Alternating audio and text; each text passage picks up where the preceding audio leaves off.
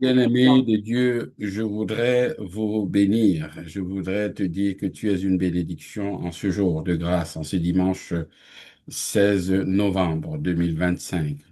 Aujourd'hui, je voudrais partager un enseignement sur les voyages missionnaires de l'apôtre Paul et comment nous pouvons voir en ça un appel, une transformation et une mission pour chaque chrétien. Alors, toute la vie chrétienne ou toute la vie du chrétien peut se résumer en un mot, mission. Et parfois dans nos jargons, on dit, plutôt au Cameroun, je vais prendre, parfois on dit, il est allé à la mission, c'est-à-dire qu'il est allé à l'église. Il est allé à la mission. Il est en mission ou il est allé à la mission, c'est à l'église. Dans nos patois même au Cameroun, il est parti au missionné. Alors, donc, c'est un peu ça. Nous ne sommes pas sauvés pour rester immobiles. Nous sommes sauvés pour être envoyés. L'apôtre Paul est le modèle parfait du croyant qui a compris trois réalités. La conversion est un appel, première réalité. Il a compris aussi que la transformation est un chemin. Donc, il y a un cheminement, il y a un processus. Il a compris aussi, troisièmement, que la mission est une responsabilité. Alors, comprendre les voyages missionnaires de l'apôtre Paul, c'est comprendre notre propre appel, notre propre chemin de Damas et notre propre mission sur la terre. Alors, qui était l'apôtre Paul avant le chemin de Damas? C'est un homme brillant, un homme religieux, un homme zélé, nommé d'abord Saül, ou alors Saul de Tarse, plutôt dans Actes chapitre 7 au verset des Actes 7 à 8, donc les deux. Alors, nous savons que c'était un pharisien qui est formé au pied de Gamaliel. Gamaliel, dans Actes chapitre 22. Donc, Gamaliel a formé l'apôtre Paul. Il était un citoyen romain, il était instruit, il était cultivé. Et il était surtout aussi zélé pour la loi au point de pourchasser les chrétiens.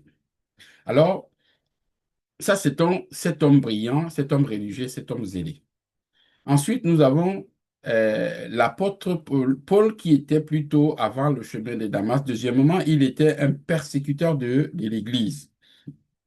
Il approuve la mort d'Étienne et il, euh, il respirait aussi la menace et le meurtre contre les disciples dans Actes chapitre 9, verset 1. Et l'apôtre Paul n'était pas un méchant homme. Il était un homme sincère, mais sincèrement égaré. Alors, c'est souvent le cas de beaucoup aujourd'hui. Un cœur sincère, mais mal dirigé jusqu'à ce que Christ les rencontre. Amen. Alléluia. Donc, c'est ce qu'on a aujourd'hui. Alors, maintenant, je vais voir aussi avec vous le chemin de Damas, le lieu de la rencontre, le lieu de la rupture et de la mission proprement dite. Qu'est-ce que c'est que le chemin de Damas? Le chemin de Damas est le moment où la lumière de Dieu coupe la route de nos propres plans. C'est ça le chemin de Damas. C'est l'instant où Dieu arrête notre course, l'instant où il met fin à nos anciennes certitudes. C'est aussi l'instant où il, euh, euh, il nous donne une mission. Il nous révèle notre vraie identité. Alors, maintenant, le chemin de Damas, ce que Paul vit à Damas, c'est quoi? Paul a vu une lumière, il a entendu une voix et puis il a chuté. Une cécité physique qui révèle une cécité spirituelle. Jésus dit, je suis Jésus, que tu persécutes, dans Actes chapitre 9, verset 5. Paul découvre qu'en touchant l'Église, il touche Christ. C'est la révélation même de son appel. C'est-à-dire que ici, porter le nom de Jésus devant les nations. Acte chapitre 9, on est toujours dans Acte chapitre 9, verset 15. Alors, qu'est-ce qui signifie donc Damas pour nous? Damas, on va dire que c'est l'endroit où Dieu arrête nos dérives. C'est l'endroit où Dieu Damas, c'est où Dieu change nos motivations. C'est aussi le lieu où une mission personnelle commence. Alléluia. Si on n'a pas de Damas dans notre vie, il n'y a pas de ministère. Donc, nous avons tous ce chemin-là. C'est le chemin vraiment de rupture. C'est l'endroit où se rompt, où il y a vraiment une rupture avec la vie civile, ou bien avec le passé. Alors, qu'est-ce qu'un voyage donc missionnaire maintenant que nous avons compris le chemin de Damas? Alors, ici, on va comprendre que un voyage missionnaire, avec une définition je vais prendre une définition un peu simple, c'est un déplacement ici voulu par Dieu. Oui, mais pourquoi? Pour accomplir l'annonce de l'Évangile. Donc, un chemin pour aller évangéliser. Un chemin pour aller établir des croyants, construire l'Église et accomplir une œuvre pour le royaume. Donc, voilà donc un voyage missionnaire. Voilà donc pourquoi on a les missionnaires qui étaient partis un peu de l'Europe, de l'Occident, un peu partout dans le monde pour venir dans certains pays africains et parfois asiatiques ou d'Amérique latine pour établir des croyants, construire l'Église et accomplir une œuvre missionnaire pour le royaume. Alors, le voyage missionnaire, c'est quoi? Après avoir défini ça, c'est obéir à un appel. C'est ça qu'on appelle aussi voyage missionnaire, obéir à un appel. Obéir à un appel, mais c'est surtout aussi aller quelque part. Pour quelqu'un, c'est pour quelqu'un qu'on le fait, c'est aussi avec un but divin. Donc, on se déplace. C'est la notion de déplacement. Et c'est très important de noter tout ça pour notre édification. Pour Paul, le voyage missionnaire, c'est une vie entière en mouvement. Alléluia. Mais chaque chrétien a son voyage missionnaire. Ton travail peut être ta mission. Ton quartier peut être ta mission. Ta famille peut être ta mission. Ton pays d'origine peut être ta mission. Ta diaspora aussi peut être ta mission. Ton service à l'Église, ton évangélisation personnelle, ça peut être ta mission. La mission n'est pas un lieu, c'est une identité. Dis-moi Amen. Amen.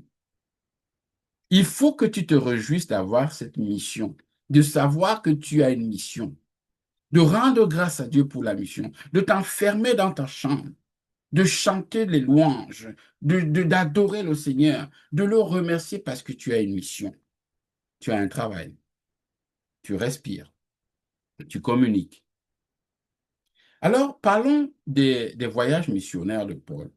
Bon, restons sur 3 voyages parce qu'effectivement, il y a 4 voyages, le 4e, mais je vais prendre plutôt les trois voyages les plus connus. Le premier voyage, nous sommes dans Actes chapitre 13. Et nous pouvons commencer dans Acte 13 et Acte 14. Le thème ici, c'est quoi? C'est le lancement même de la mission. Paul et Barnabas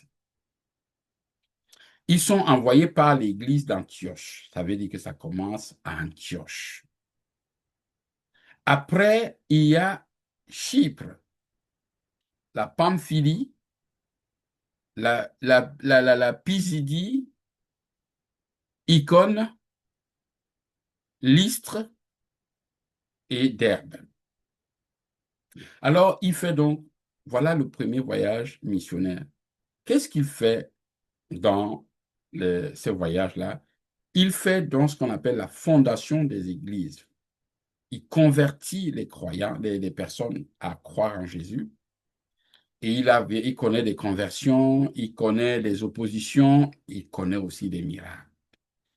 La leçon à retenir dans ce premier voyage missionnaire, c'est-à-dire le lancement de la mission, c'est Dieu n'envoie que ceux qui sont prêts à être séparés. Nous sommes toujours dans le livre des Actes des Apôtres, chapitre 13. Et là, au verset 2. Donc, il envoie ceux qui sont prêts à être séparés. Oui, ça, c'est ce que le Seigneur veut. Parlons du deuxième voyage missionnaire qui est dans les Actes des Apôtres, chapitre 15. Et au chapitre 15, au chapitre 15, verset 36, au chapitre aussi 18, verset 22. Ici, donc, c'est maintenant l'expansion de la mission. C'est ça le deuxième voyage missionnaire. C'est l'expansion de la mission. Alors, Paul est ici maintenant, on a vu dans le premier voyage qu'il était avec Barnabas. Et là, il est avec Silas. Il est avec Timothée. Et il est avec Luc.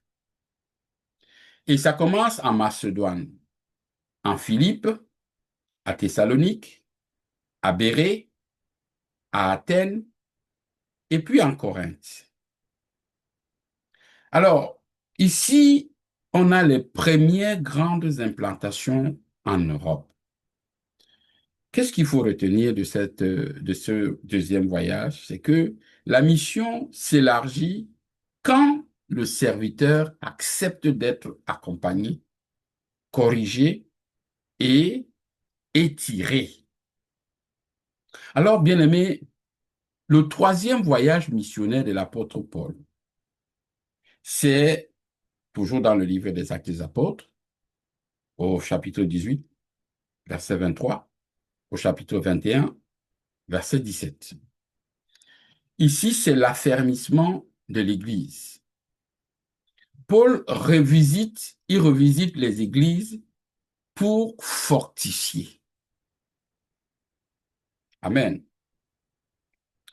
Il y a donc un long séjour à Éphèse, très long séjour à Éphèse. Et là, à Éphèse, qu'est-ce qui se passe? Il y a le réveil, il y a les miracles, mais aussi les persécutions. Maintenant, il a quelque chose à faire, c'est qu'il y a de la préparation à aller à Jérusalem, puis à Rome. Mais nous avons tout à l'heure vu un peu l'identité de Paul. Et la leçon à retenir ici, c'est le plus grand travail d'un missionnaire n'est pas de commencer, mais c'est d'édifier, c'est d'affermir. C'est pas seulement de commencer, mais il faut édifier, il faut affermir. Amen. Donc, les trois voyages missionnaires de Paul sont présentés donc comme si les principaux, mais il y a un quatrième voyage aussi. Ici, si on s'arrête sur le troisième voyage, mais nous comprendrons aussi que il faut qu'on comprenne surtout l'impact des voyages missionnaires de Paul sur la vie du chrétien. Alors, ici, bien aimé, il y a euh, une vie, une mission, une vie missionnelle et une vie en mouvement. La foi n'est pas statique, ça il faut le voir. Paul ne cesse d'aller où Dieu l'envoie. Il ne s'arrête pas là, il avance. Et une vie missionnelle et une vie d'obéissance. Chaque déplacement de l'apôtre Paul est guidé par le Saint-Esprit, par l'Esprit. Actes chapitre 16, versets 6 à 10. Nous avons aussi remarqué qu'il y a un impact des voyages missionnaires de Paul parce que euh, on voit qu'il y a cette vie missionnelle qui est une vie de sacrifice. Oui, il y a les bateaux qui ont des problèmes, il y a, parce qu'ils prennent des bateaux, et il y a les prisons, il y a les coups qu'il connaît, il y a les tempêtes, il y a les trahisons, il y a la faim. Il y a même le moment où il se fait mordre par un serpent. Et il écrit donc la deuxième lettre aux Corinthiens au chapitre 11, versets 23 à 28. Ce que je peux aussi dire, c'est que sur cet impact, il y a une vie missionnelle qui est une vie de fruits. C'est-à-dire, il y a des disciples, il y a des églises, il y a des réveils, il y a des épîtres, il y a des miracles. C'est une vie quand même missionnelle qui a des fruits.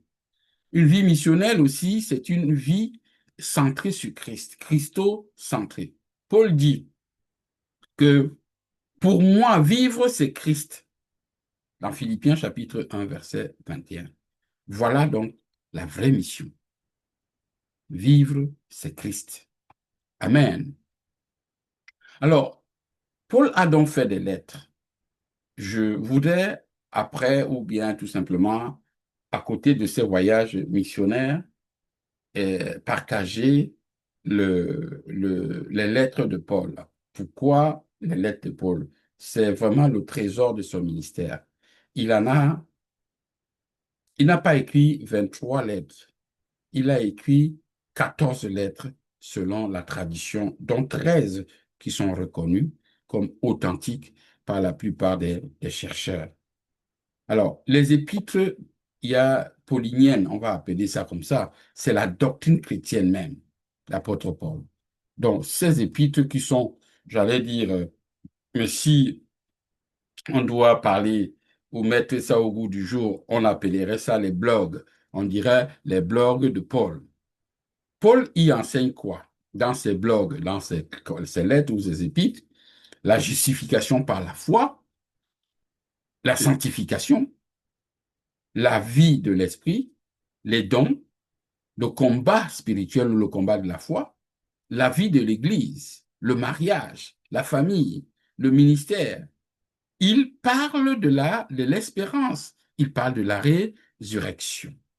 Alors, selon les lettres, il y a les fruits directs de ces voyages, et ces voyages missionnaires. Il y a 100 missions, il n'y a pas pu avoir d'épîtres. Ben, il fallait qu'il soit en mission pour pouvoir nous livrer ces épîtres-là, qui sont au nombre de 14, donc 13 qui ont été validés. À partir de là, on comprend quelque chose. Et sans épîtres, il manquerait la structure doctrinale de toute la foi chrétienne. Donc, il a fallu que Paul voyage pour que nous soyons aujourd'hui en train d'apprécier le contenu, parfois même d'être guidés par le contenu de ces épîtres, de ces lettres qu'il a écrites aux églises ou qu'il nous a léguées.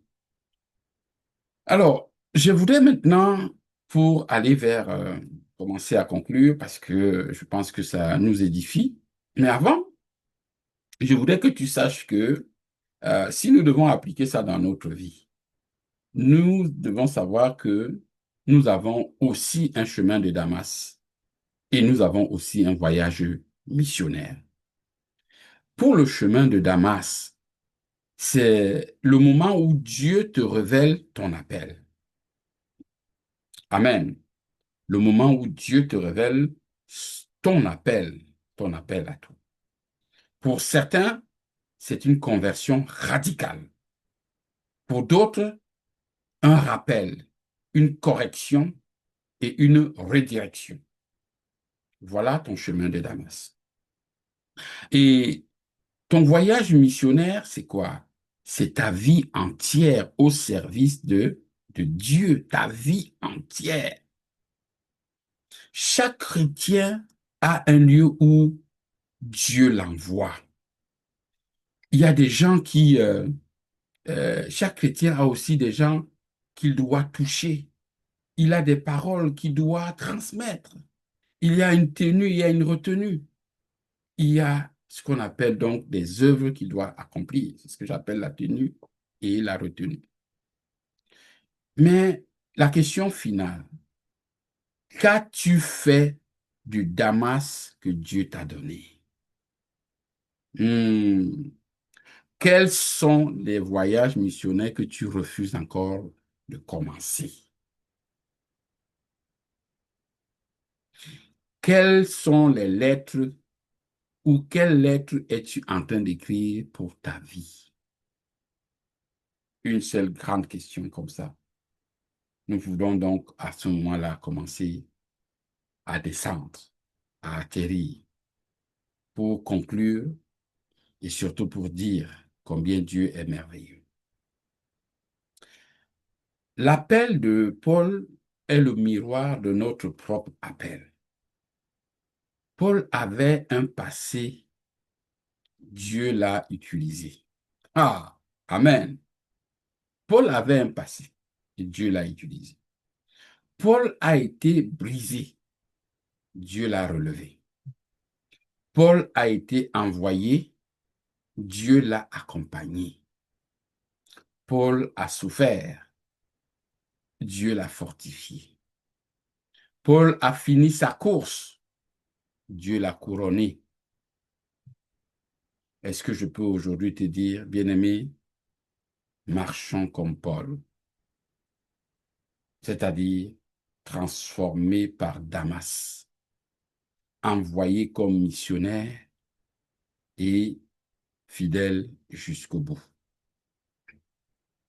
Sois béni et que le Seigneur qui a commencé cette bonne œuvre en toi t'accompagne dans ton voyage missionnaire, dans ton chemin de Damas, et que tu réalises qu'il est le Dieu vivant, qu'il va toujours t'accompagner dans le voyage, qu'il va commencer avec toi.